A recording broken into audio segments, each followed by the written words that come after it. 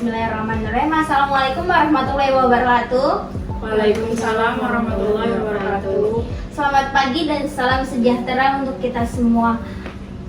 Di sini, bagaimana kabar kalian hari ini? Baik, alhamdulillah. Kalian hebat. Tujuan kita adalah menjadi pribadi yang lebih baik dan tenang dan mampu berpikir sebelum bertindak. Mari kita berdoa bersama agar pertemuan ini bisa memberikan ketenangan hati dan pikiran kita yang jernih untuk semuanya dalam belajar mengontrol diri, dan berdoa dipersilahkan.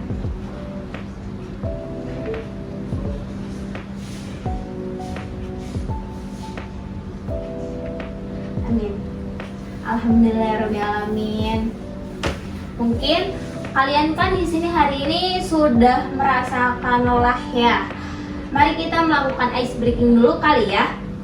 Jadi di sini aku akan menjelaskan tentang permainan guntur, kilat, dan hujan. Guntur itu apa? Guntur itu tepuk tangan satu kali saja. Kalau kilat itu hentakan satu kali kaki. Dan kata hujan, goyangkan kedua telapak tangan di udara. Kayak gini. Mengerti? Mengerti. Oke. Kita percobaan dulu. Dari guntur. Kilat. Kilatnya nggak ada suaranya nih. Ulang. Guntur. Kilat. Oke. Hujan. Oke, mulai. Kita ajak ya dari guntur, kilat, dan hujan. Semoga kalian fokus ya. Oke. Pertama, guntur, kilat, hujan. Guntur, hujan, kilat. Hujan, kilat, guntur. Oke, tepuk tangan buat kalian semua. Yeay. Baik, di sini saya akan menjelaskan apa sih pengelolaan emosi marah dan perilaku impulsif. Jadi pengelolaan emosi marah dan perilaku impulsif itu adalah, mungkin aku akan menjelaskan pengelolaan emosi marah dulu ya. Upaya individu untuk memiliki kontrol diri sehingga emosi yang dirasakan tidak berujung pada tindakan yang merugikan diri sendiri maupun lingkungan sekolah. Dan mungkin perilaku impulsif juga tindakan yang dilakukan secara spontan tanpa kontrol diri atau pertimbangan yang matang. Jadi penjelasannya itu dapat dikaitkan dengan permainan guntur yang tadi, guntur, kilat, dan hujan. Jadi jika kita tidak fokus, kita akan bergerak secara impulsif. Apa sih impulsif? Itu salah gerak. Jadi kayak tidak memikirkan untuk kedepannya gitu. Begitu pula dengan amarah yang langsung diluapkan tanpa kendali. Gitu. Mengenali tanda-tanda fisiknya itu ada dari jantung yang berdebar kencang, terus otot-otot tubuh yang meregang, terus wajah yang memerah dan napas yang memburu. Jadi dengan kayak mengenali tanda-tanda fisiknya sejak dini, mungkin siswa bisa segera melakukan pencegahannya sebelum emosi itu meledak dan menjadi tindakan yang fisik yang merugikan orang lain dan diri kita sendiri kayak gitu. Dan apa sih bahaya tindakan impulsif itu?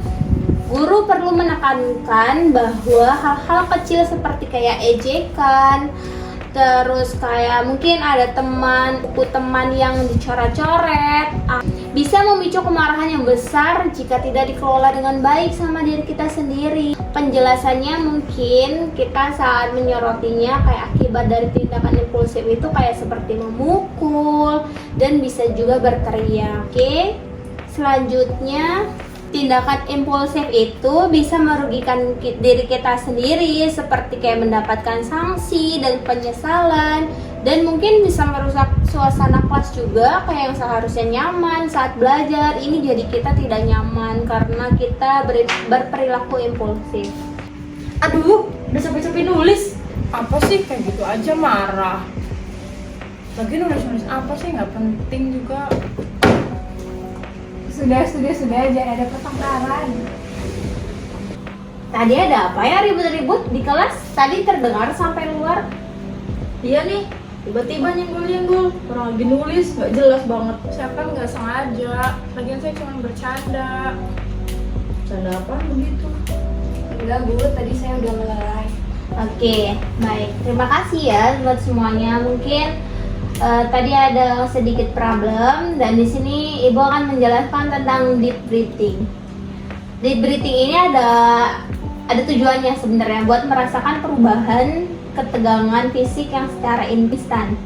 Jadi tata caranya itu ada 4-4-4. Yang pertama itu 4, tarik nafas selama 4 detik melalui hidung selama 4 detik dan tahan nafas selama 4 detik juga dan hembuskan secara lewat mulut 4 detik juga. Oke? Kalian mengerti? Ngerti. Oke. Kita langsung saja praktekkan ya. Mungkin kita tarik nafas dulu. 1, 2, 3, 4. Tahan 1, 2, 3, 4 dan buang 1, 2, 3, 4. Oke, jadi kesimpulan yang tadi kita habis lakukan itu dengan deep breathing itu, jika kita tidak fokus, kita akan bertindak secara impulsif. Tapi jika amarah kita yang diluapkan tanpa kontrol diri, hasilnya pasti akan merugikan orang lain. Jadi kalau misalnya kita sedang marah, mungkin kita akan melakukan yang tadi kita lakukan. Ibu pengen tanya, tadi kita setelah melakukan deep breathing tadi, apa yang kalian rasakan? Mungkin dari Suci yang tadi disenggol oleh temannya, mungkin ibu ingin tahu penjelasan dari diri kamu. Ibu ingin tanya kepada kalian, apa reaksi pada diri kalian setelah melakukan deep breathing tadi? Mungkin ibu akan bertanya kepada Suci dulu. Setelah melakukan deep breathing tadi, saya merasa agak lebih lega dari sebelumnya. Oke, mungkin kalau misalnya tadi kamu marah dan berteriak, itu akan merusak suasana kelas ya? Ya, Oke, baik, terima kasih Suci. Untuk Nurma yang tadi menyenggol Suci mungkin? Saya juga lebih tenang sih. Seharusnya saya tidak melakukan hal iseng di dalam kelas dan mengganggu. Oke, mungkin kali ini Ibu tutup. Tapi sebelum Ibu tutup, Ibu akan membagikan lembar kerja peserta didik atau LKDP-nya. Nanti kalian isi dan nanti Ibu mau tahu gimana sih setelah adanya bimbingan kelompok ini, kalian merasa gimana pada diri kalian sendiri dan gimana untuk mengontrol emosi pada tubuh kalian. Oke?